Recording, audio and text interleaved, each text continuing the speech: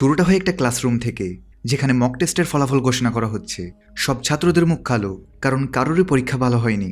তখন শিউন নামের এক ছেলে, যে উপর থেকে শান্ত কিন্তু ভেতরে রেগে আছে, সে দাঁড়িয়ে পড়ে এবং একটা বই নিয়ে সোজা একটা ছেলের মুখে ছুঁড়ে মারে। এমন কি ঘটেছে যার কারণে শিউন এমনটা করেছে? এই প্রশ্নের উত্তর পেতে আমাদের 13 দিন পিছনে যেতে হবে। এখানে আমরা দেখি শিউনকে, যে ক্লাসের সবচেয়ে মেধাবী ছাত্র। সকাল দুপুর সন্ধ্যা রাত সে কেবল পড়ে আর পড়ে। একদিন ক্লাস টিচার শিউন এবং আরেক ছাত্রকে দাঁড় করিয়ে বলে, তোমরা দুজনে ম্যাথে সবচেয়ে বেশি নাম্বার পেয়েছো। শিউন পায় প্রথম পুরস্কার, কিন্তু কেউ তাকে অভিনন্দন জানায় না। সেকেন্ড প্রাইজ পায় ইয়ংবিন, আর পুরো ক্লাস তাকে হিরোর মতো বাহাবা দেয়, কারণ সে ছিল ক্লাসের দাদা। তারপর ম্যাডাম বলে, মক টেস্টের আর মাত্র 2 সপ্তাহ বাকি, ভালো করে পড়ো। শিউনের প্রথম হওয়া ইয়ংবিন সহ্য করতে পারে না, তাই সে শিউনের উপরে হিংসা করতে থাকে। আসলে শিউন অনেক চুপচাপ স্বভাবের, সে তেমন কারোর সঙ্গে কথা বলতে চাইতো না। নিজের মতো সে সবসময় চুপচাপ থাকতো, এবং সে তার কানে সবসময় হেডফোন লাগিয়ে রাখতো, যাতে করে কেউ তার সঙ্গে কথা বলতে না আসে। আর এই কারণেই শিউনের কোনো বন্ধু ছিল না। অন্যদিকে ইয়ংবিনও শিউনের মতো মেধাবী ছিল, তবে সেই সবসময় শিউনের পরের পজিশনে থাকতো, অর্থাৎ শিউন ফার্স্ট হলে সে সেকেন্ড হতো। ইয়ংবিন আজ পর্যন্ত কোনোদিনও শিউনকে কাটিয়ে উঠতে পারেনি, তাই সে শিউনকে দেখে সবসময় জেলাস ফিল করতো। তবে ইয়ংবিন কোনো ভালো ছেলে না, তার ভেতরে একজন ভালো স্টুডেন্টের কোনো গুণই নেই, বরং তার স্বভাব চরিত্র ও আচার আচরণ সবকিছু একদম বাজে। এমনকি সে বেশ কিছু স্টুডেন্টদেরকে নিয়ে একটি গ্যাং চালায়। তো এরপর ইয়ংবিন আর তার বন্ধুরা এক নতুন ছাত্রকে বিরক্ত করতে থাকে এবং তাকে জোর করে তার নিজের টাকায় কোল্ড ড্রিঙ্কস আনতে পাঠায়। তারপর ইয়ংবিন তার এক বন্ধু বিল্লুর স্লিপার চায়, আর সেই স্লিপার জোরে শিউনের পিঠে ছুঁড়ে মারে। তখন শিউন নিজের ইয়ারফোন খুলে দেখে যে এই কাজ কে করেছে। ইয়ংবিন বলে, সরি, ভুল করে লেগে গেছে। শিউন বলে, আবার যেন এমন না হয়। শিউনের এই উত্তর ইয়ংবিনের অহংকারে আঘাত করে, তাই সে তার সামনে গিয়ে বলে, হলে কি করবি রে? শিউন শুধু বলে, এ ভুল যেন আর না হয়। এই কথা শুনে ইয়ংবিন অনেক রেগে যায়।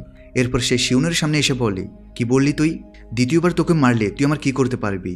তোর সাহস থাকলে আমাকে ছুঁয়ে দেখা, তোকে এখানেই পুঁতে ফেলবো। শিউন প্রচণ্ড রেগে গিয়ে তাকে মারতেই যাচ্ছিল, তখনই বাইরের এক স্কুলের কিছু ছেলেরা ক্লাসে ঢুকে আর বলে, এখানে সুহু নামের ছেলে কোথায়? ক্লাসের সবাই এক ছেলেকে দেখিয়ে জানায় ওখানে ঘুমাচ্ছে। তারপর এক ছেলে গিয়ে সুহুকে জাগিয়ে বলে, কয়েকটা ছেলে এসেছে তোকে মারতে। সুহু উঠে বলে, কে তোমরা? তাদের একজন বলে, তুই কাল আমার গার্লফ্রেন্ডকে হোটেলে খাওয়াতে নিয়ে গিয়েছিলি, তাই তোকে শিক্ষা দিতে এসেছি, যাতে তুই ভবিষ্যতে তার থেকে দূরে থাকিস। সুহু বলে, ভাই, সে তো নিজেই আমার পেছনে পড়ে আছে। কিন্তু এই কথা শুনে ছেলেটা অনেক রেগে যায়। এরপর সে এবং তার পুরো টিম সুহুকে মারতে আসে। তবে সুহু অনেক ভালো ফাইট করতে জানতো। সে আসলে একসময় মার্শাল আর্ট প্লেয়ার ছিল, আর কয়েকবার মার্শাল আর্টে জিতে মেডেলও পেয়েছে। তবে সেটা এখানকার কেউই জানতো না, তাই সুহু তাদের সবাইকে মেরে অবস্থা খারাপ করে দেয়। এতে ক্লাসের সব একদম অবাক হয়ে যায়। সন্ধ্যায় শিউন যখন বাড়ি ফিরে আসে, তখন তার বাবা বলে, আমার ট্রেনিং ক্যাম্পে যেতে হবে, 2 সপ্তাহ পর ফিরবো, নিজের খেয়াল রেখো। শিউন তখন তার বাবাকে নিজের রেজাল্ট দেখায়, যেখানে লেখা আছে সে ফার্স্ট হয়েছে। তখন তার বাবা তাকে কংগ্রেচুলেশন জানায়।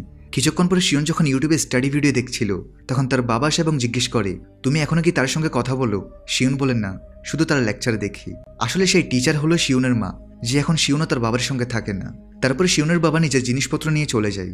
তার চলে যাওয়ার পরে শিউন আবার ভিডিও প্লে করে, আর সেখানে তার মা স্টুডেন্টের বলছে, আমার ছেলে পুরো স্কুলে প্রথম হয়, সে কখনো টিউশনে যায় না, শুধু ঘরে মন দিয়ে পড়াশোনা করে। পরদিন সকালে শিউন যথারীতি সবার আগে স্কুলে পৌঁছে যায়, কিন্তু ক্লাসে ঢুকে সে দেখতে পায় যে একটি বেঞ্চের মধ্যে সুহু ঘুমাচ্ছে। শিউন বুঝতে পারে না যে এত সকালবেলা সুহু এখানে কি করছে, আর সেখানেই বা কেন ঘুমাচ্ছে। তো সেদিন আবার তাদের সবার ফিজিক্যাল ক্লাস ছিল। তো শিউন সহ বাকিরা যখন মাঠে চলে যায়, তখন কেউ একজন শিউনের স্পোর্টস ট্যাক্স স্যুট ডাস্টবিনে ফেলে দেয়, যার ফলে শিউন তার ড্রেস খুঁজে পায় না। যাই হোক, মাঠে শিউনের পারফরমেন্স ছিল খুবই খারাপ। 400 মিটার দৌড়ে সে সবার শেষে। তবে সবার প্রথম হয় সুহু, যে ছিল সবচেয়ে ফিট। দ্বিতীয় হয় ইয়ংবিন, আর শিউন থাকে একদম শেষে। সবাই তাকে নিয়ে হাসতে থাকে। ইয়ংবিনের দলে থাকা বিল্লু বলে, দেখো কেমন জম্বির মতো দৌড়াচ্ছে। এই কথা সুহুর ভালো লাগে না, তাই সে নিজের জুতা খুলে বিল্লুর উপর ছুঁড়ে মারে আর বলে জুতা ফিরিয়ে দেয়।